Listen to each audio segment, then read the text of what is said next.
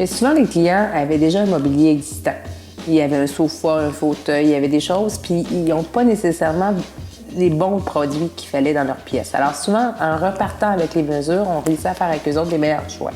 Fait que l'important, c'est vraiment connaître sa pièce. Donc, autant connaître les dimensions, savoir où sont les prises, savoir la hauteur des fenêtres, savoir le fini de plancher, arriver avec des échantillons. C'est vraiment d'avoir l'ensemble des données de la pièce.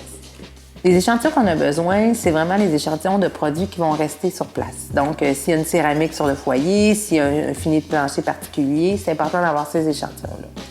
Mais c'est sûr que si on a l'intention de repeindre, bien à ce moment-là, on choisira les couleurs par la suite.